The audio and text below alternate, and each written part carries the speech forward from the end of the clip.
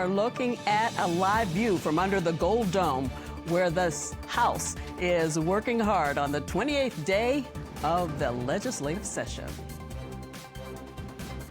Good evening and welcome to our special crossover day edition of Lawmakers. We have a great lineup of guests tonight for live interviews. They include Lieutenant Governor Burt Jones, Democratic Minority Whip Representative Sam Park, and Republican Senator Sam Dolezal. But first, let's get an update on the day so far from Capitol correspondent Sarah Callis.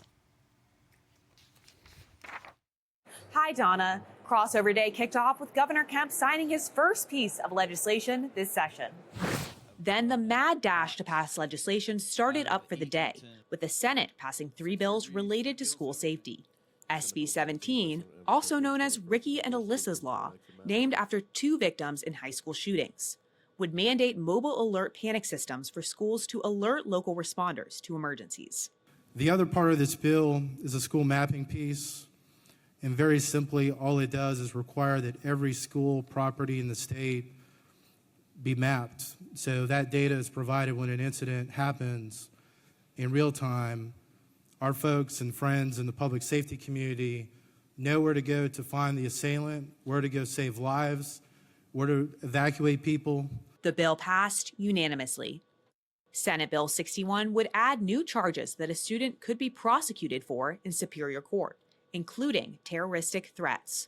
I think it's important to point out at this point as well that the bill preserves the existing authority for a DA at any time before indictment, after investigation, and for cause to decline the prosecution in Superior Court and bring the case to juvenile court for those between the ages of 13 and 17. Democrats were less enthusiastic about this bill, as it passed 33-22 along party lines.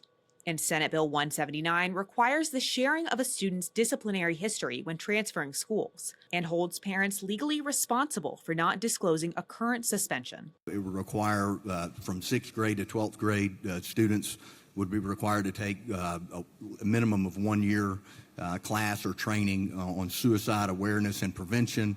Also, youth-based violence prevention, either being able to recognize if a student is potentially going to harm themselves or someone else. It passed 54-1. Senator Colton Moore offered up his first bill, SB 163. The bill would rescind all local, city, and county laws over guns and other weapons and entrust the power of regulation exclusively to the state.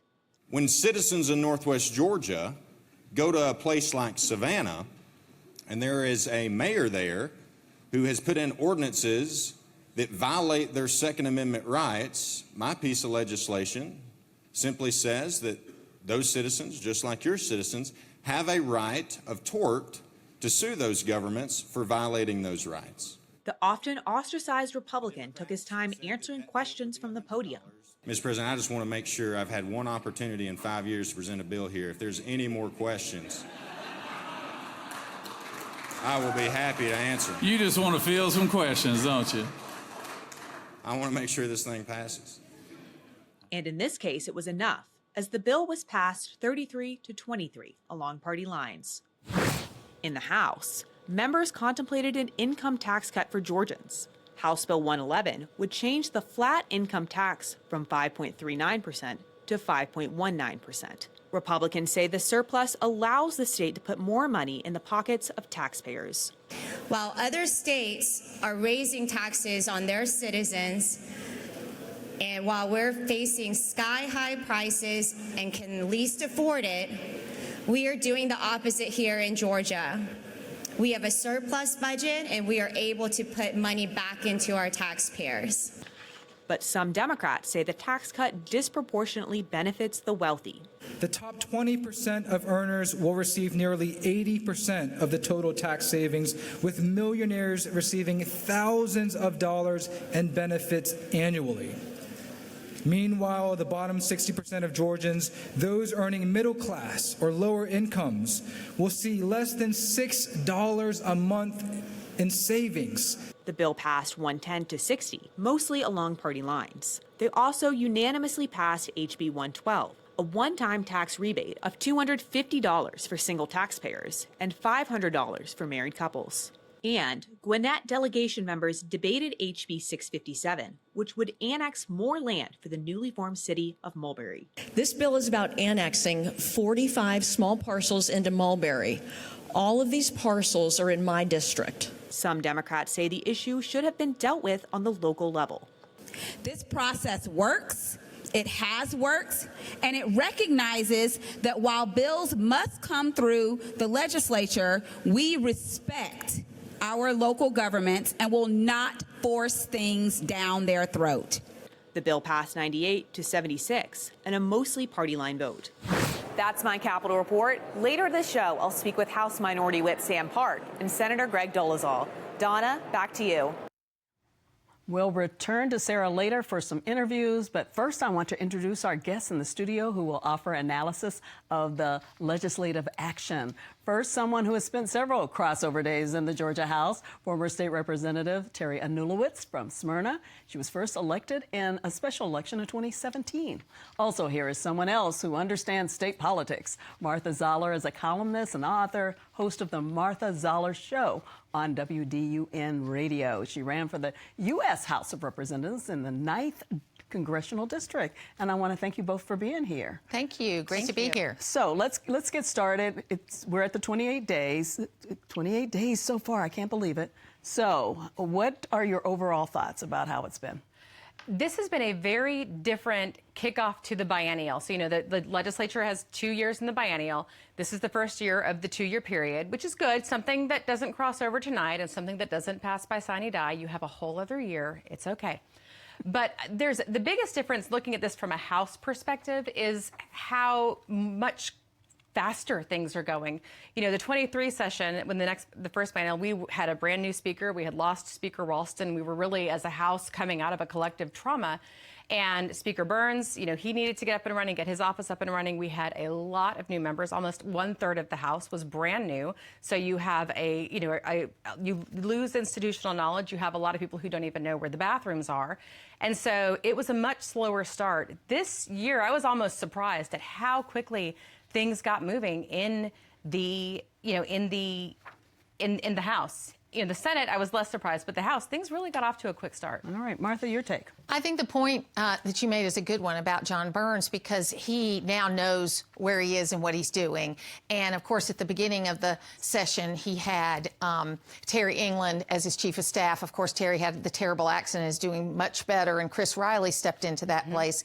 But there's an opportunity for him to really get things done. I think it's the leadership of the governor, really. I think this state of the state was the most direct about what he said his goals were as far as tort reform, as far as tax reform, that kind of thing. And I think I've seen the Senate and the House working a lot more towards that, because he used political capital in a different way than he'd ever used it, where he said, this is what I want, and if I don't get this during the session, I will call a special session. So I think the House and the Senate have been hyper-focused on getting these few things done. We definitely had the governor involved from the very beginning. Yes. Okay, so we'll get back to you guys in a moment. We're going to head now to the Capitol, where Lieutenant Governor Burt Jones is standing by. We're going to head to the Capitol now, where Lieutenant Governor Burt Jones is standing by. I know it's a busy night for you as President of the Senate, so thank you for being with us, Lieutenant Governor. Donna, it's good to be with you. I appreciate you doing this show tonight. And yeah, it's been a long day, but we're almost done, and we've gotten some good things done today. Well, let's talk about that. The day started with good news for you with the passage of 3 school safety bills that you've championed after what happened at Appalachia High School in September that resulted in the death of 4 people. So I understand you had a conversation with a juvenile court judge, a sheriff, a superintendent, all to get their views on schools and how to keep them safe. So tell us about that helped push this legislation.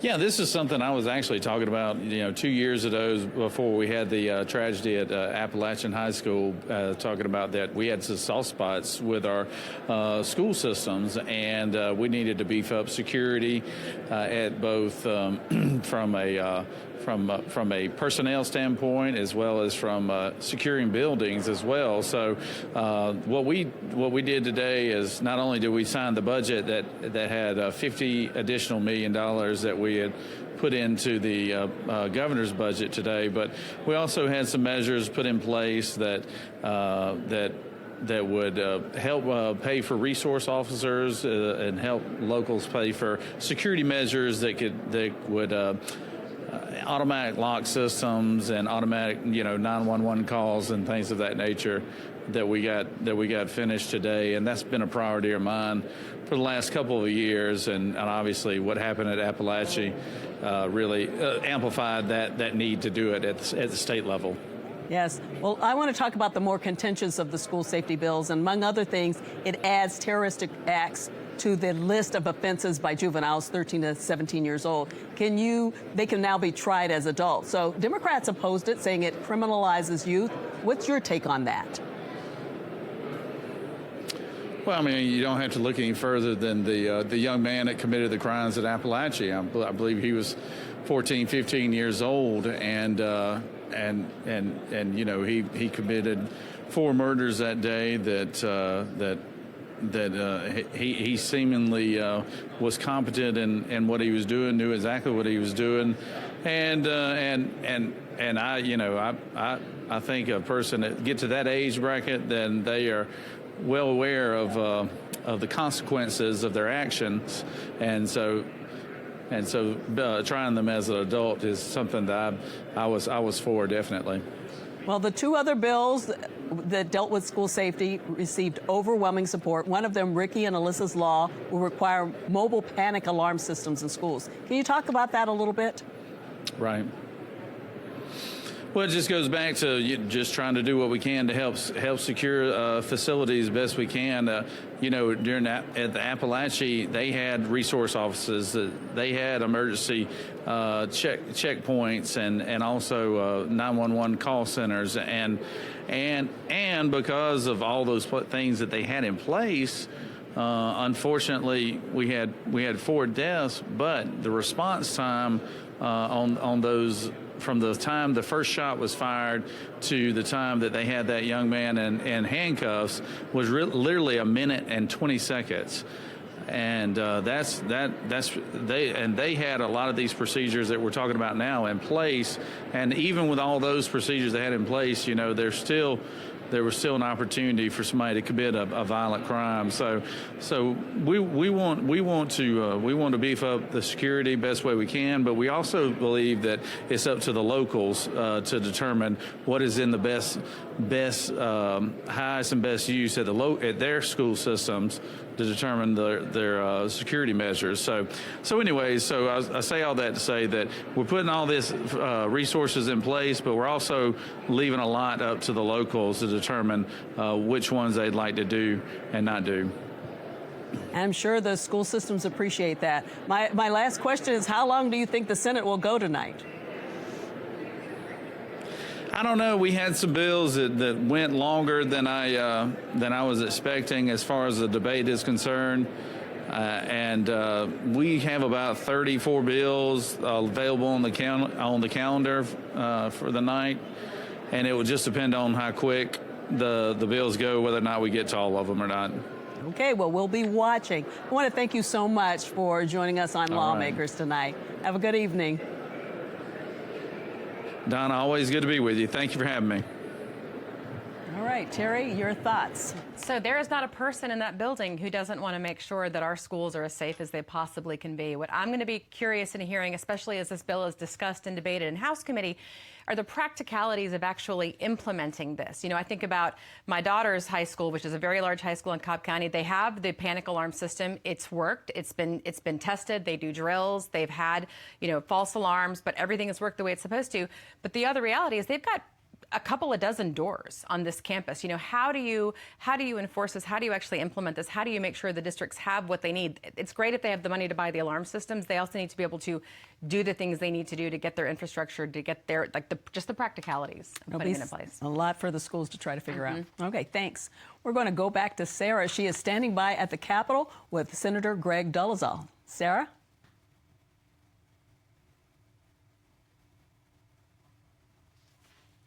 already seen the Senate pass dozens of bills today. What other bills are you hoping will pass? We have bills coming up for health care. We have bills coming up for our military veterans. We have bills coming up for literacy. I think we're going to be here pretty late tonight. The House is working hard as well. They've passed tax cuts. They're dealing with sports betting right now. So it's an exciting day already here at the Capitol. And so last week, the Senate announced efforts to investigate former gubernatorial candidate Stacey Abrams in the New Georgia Project. So you'd be part of that committee. Okay. Can you talk to me a little bit about that? Yeah, we were very surprised to hear on the heels of the largest ever fine from the Georgia Ethics Commission, conversations coming out of D.C. of potentially some other involvement with Stacey Abrams. So we want to know what happened with Georgia's campaign's finance laws in the 2022 election, 24 election, and the appropriation of $3 million of dark money into Georgia's elections. We got a lot of questions for Ms. Abrams. Mm-hmm. Thank you. And is there anything else that you're watching? How are you feeling so far about how tonight's going? This is a fun day. I love the fast-moving pace of today. I've got a bill on the floor in about 5 minutes to help doctors and optometrists prescribe medicine to those in need. So we deal with a broad swath of things here in the Senate, and certainly excited to see what the surprises will be before the end of the night. Well, thank you so much, and we'll have to keep an eye on that bill. Donna? Thanks, Sarah. We'll be back to you in a moment. So that was an interesting conversation. Sports betting, he said they're talking about it right now in the Senate. Yes, and I think what's interesting about that is that, I don't know, 10 years we've been talking about sports betting. I think that is it going to happen? Is it not? I think probably it has the best chance this year. However, it's looked all day like it's never going to see daylight. So we just don't know what's going to happen until they get to these final bills. It would be interesting to know what's going on right now there. What are you thinking? It will. I know, it's made it onto the rules calendar. The House is a little different from the Senate. The Senate has one rules calendar. It's what you see is what you get. First thing in the morning, they had the rules meeting yesterday. The House will have rules meeting in the morning. They'll have one at lunchtime. They might have one at dinner time. Sometimes they have them at 9, 10 o'clock at night. So this is why now sports betting was not on the calendar this morning. We woke up, a lot of things happened, and now it is on the calendar. I hope it passes. I have been a longtime supporter of sports betting. Every year I was in the House, the Atlanta Braves were in my district. Atlanta United was in my district for a while, their practice facility. I've always been a supporter of it. It is happening anyway. It's happening. These people are using VPNs. It's working. We might as well collect revenues. Addiction is going to happen regardless. It is a tragedy, but it is something that does happen. At least now we'd have some funds to actually address it. Well, and getting it to the voters to decide. I mean, I have been a split personality about this issue over the years, but I will say that what we have right now with the lottery, and people are playing games online on the lottery right now. It's not sports betting, but you're already doing legal virtual gambling in Georgia.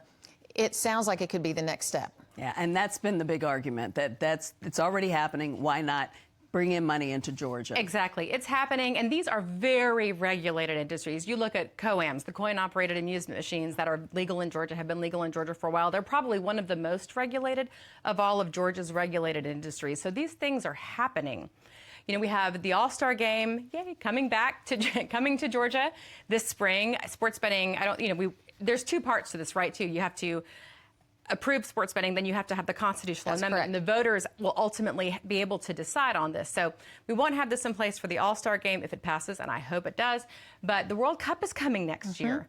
This is an opportunity. We have numbers on the revenue that we lose in Georgia every time there's a major sporting event because other states are getting this revenue or nobody's getting this revenue.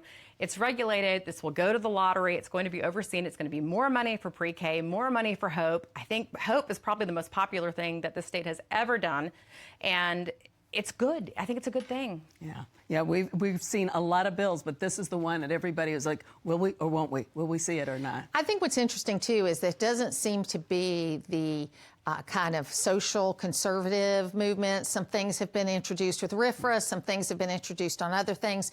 I spoke today at the March for Life that Georgia Life Alliance sponsored. And, one of the things we talked about is there wasn't a lot going on under the Gold Dome this year on that. So this gambling could be where all the energy goes. Okay, we'll wait and see. He talked about a lot of other bills that passed in the Senate today. And the Senate has, actually, I have the list here. There is quite a few. You saw that the Lieutenant Governor said there were quite a few still left to go through. This is going to be a busy night. Anything in particular that you're looking at? Sports betting is a big one that I'm looking at, because again, I think that it is long overdue. This is something that we need to do for Georgia. The other issues that I'm looking at are, some of them we're going to see in the next 12 days, right, between now and Sine Die. A lot of the issues addressing transgender youth sports, things like that. We're going to have a lot more debate about that as those move through the House. I don't think the House has passed out anything nearly as controversial as I don't think the Senate can expect nearly anything as controversial, but I know that the things that I'm looking for tonight, really the big one is sports betting. I think if it can cross this hurdle, if it can get through the House, which it's never done before, it's made it through the Senate, hasn't made it through the House, I think that is going to be an issue to watch. Yeah. Well, and the really big things have kind of gotten through. You've gotten tort reform through one side. You've got the tax cuts through one side.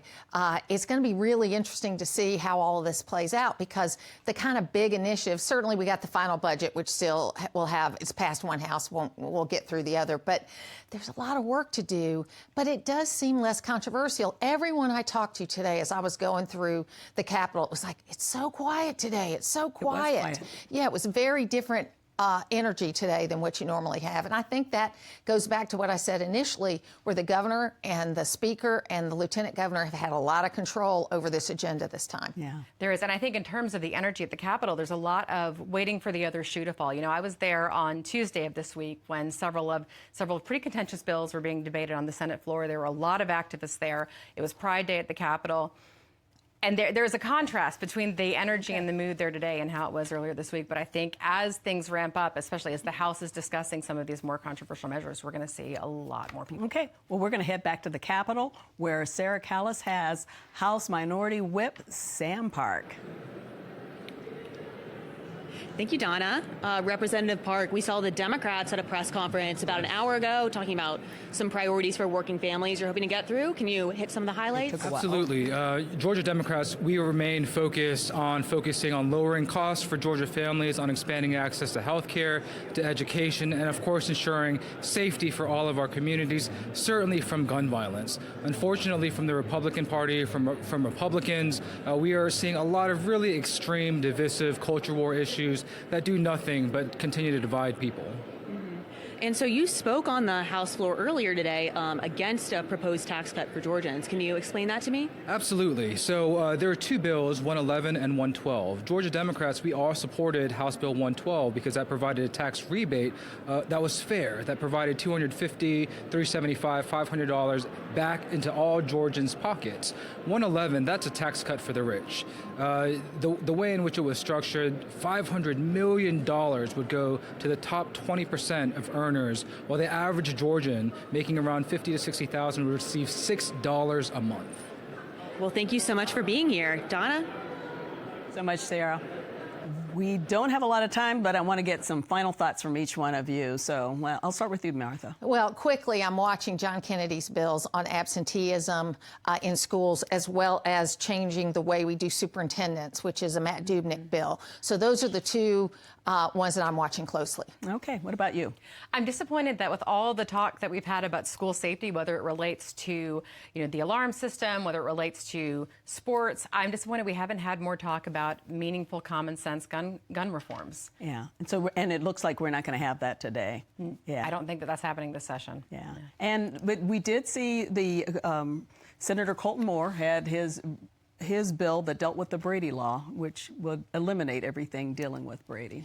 Yeah, and I actually saw him with a little bit of a sense of humor, which is not something you usually see from him. So maybe we're seeing a turning tide. Yeah, we'll have to see. That was all in the Senate. Any thoughts on that from you?